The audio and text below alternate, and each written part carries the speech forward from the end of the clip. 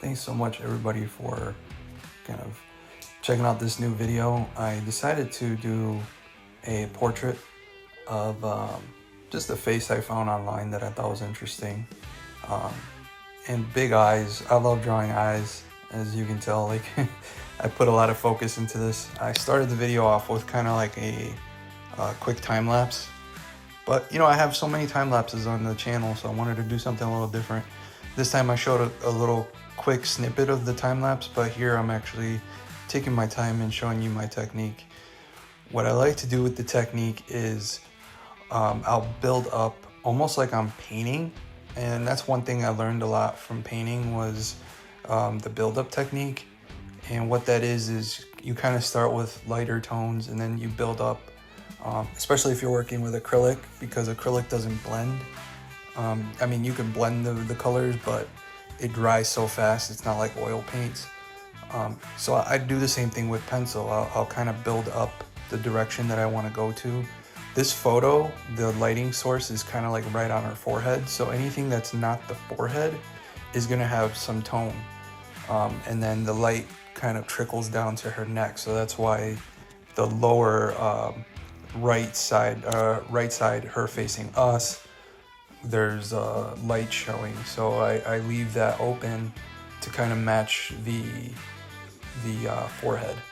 So from there I kind of build up and, you know, start putting some tone all over the paper. And the one thing I didn't put on this drawing was the background, which I kind of sketch in, because when you sketch in the background with a really light pencil, it kind of brings out the main image a lot more. This is more of just me building up from my sketchbook. Here I am again building up that jawline, sketching in the jawline so that the jawline is a little bit more pronounced, and it pushes the neck slightly back because we want to give that illusion that the head is moving forward and the neck is in the background. The thing about drawing from reference is that some of the image can be a little stilted. So I added some little flares in it to make it look a little bit more illustrative. So like I changed the ears a little bit. I added more of an illustrative earrings and illustrative eyes. So there's still some realism in the eyes, but they're not as, you know, realistic. They're more illustrative.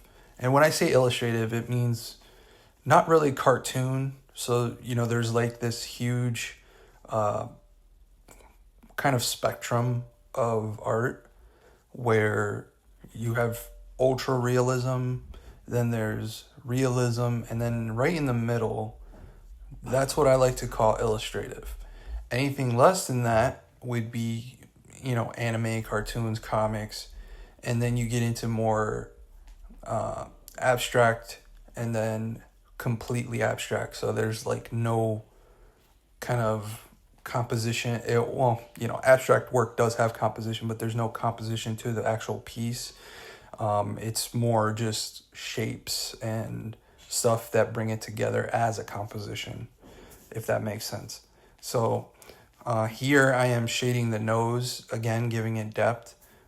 I don't really like to use the blender all that much. I'll use it more to pronounce some of the shading. And I apologize for the background noise. My room is right next to the kitchen, so my mom is cleaning up and cooking. So apologize for that. My microphone is on the fritz right now, so I can't really connect it to my phone here. But when I use the computer, I actually have my lapel mic. But here on the phone, I'm just using the normal speaker, so I might sound a little far away. Anyways, little tangent there. But yeah, I like to use pencil blending to bring details to the forefront. And the way you do that is by shading stuff that you want to go into the background. So for example, her cheeks are really pronounced. So her cheeks are coming towards the viewer, but they're shaded. She has a little blush. So what I'm going to do here is I'm going to blend the crap out of the face. And you'll see in a second here, I'm actually going to grab a kneaded eraser. And with that kneaded eraser, I am going to roll it up, as you'll see here. And I'm going to use it kind of like a rolling paintbrush. So I'll grab it and just kind of roll it on the paper and kind of give it that a way to pick up some of the loose pencils. And because you're blending the pencil out, which is graphite, the kneaded eraser is going to pick up all of that extra graphite, which is going to really give it almost like some patchiness, which is okay when you're doing a portrait like this, because you want to layer up, you want to create more and more and more. So you want to keep bringing it up. And like my professor used to tell me back in college was, when you're done with pencil. And that's the tricky part with graphite. Graphite has this push and pull to it, but once you layer too much, at that point you're dealing with negative returns. You're gonna start smudging too much, and then at that point you're gonna dig into the paper too much. And obviously this works on a different type of paper. Some people like to use Stonehenge, and Stonehenge paper can take a beating. And it depends if you gesso it, which means to put like a layer of gesso, which is essentially plastic. But the plastic makes you beating down on it with pencil a little easier. I'm using a moleskin paper, and these do take a beating, but there's very little tooth to it. So when you blend, it makes it really easy to erase, but at the same time, you can't build up as much. It becomes really hard to build up with pencil.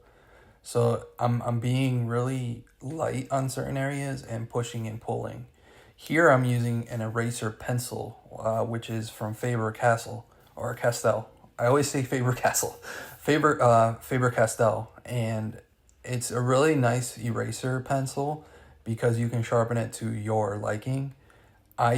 Instead of using a regular sharpener, which you can use with this, I'll grab a X-Acto knife or a straight razor, and carefully, for anyone that's younger, please use safety glasses and sharpen it in a safe place where it's steady.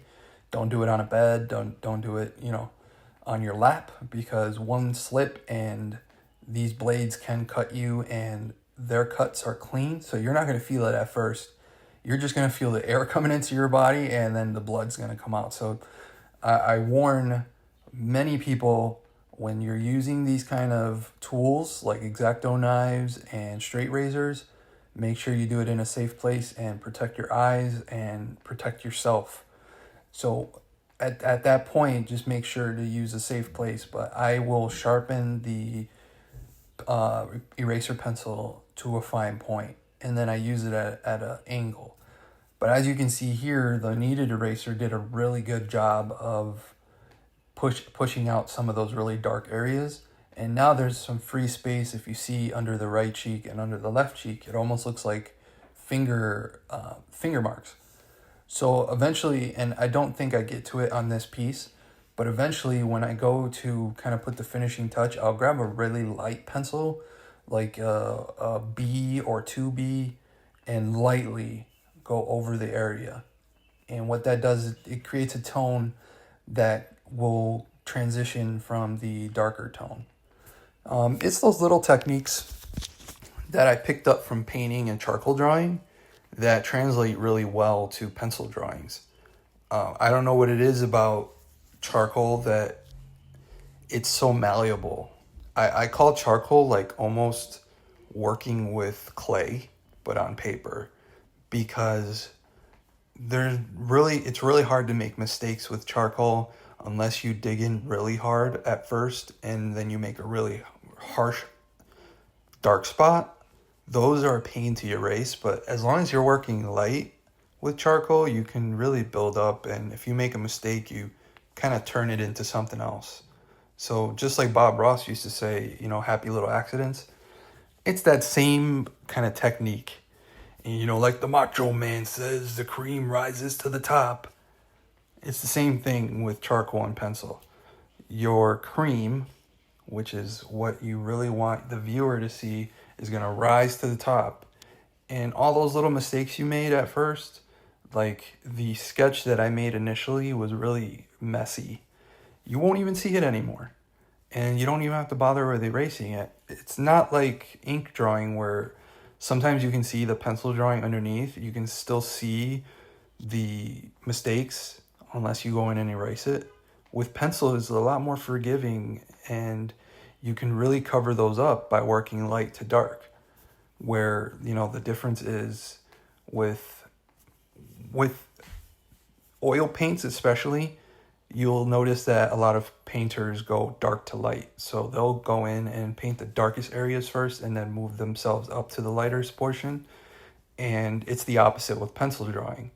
But if you think about it as like yin and yang, it's the same kind of idea of yin and yang, because really great painters are also really good drawers, and vice versa. And people who can draw really good can paint really good.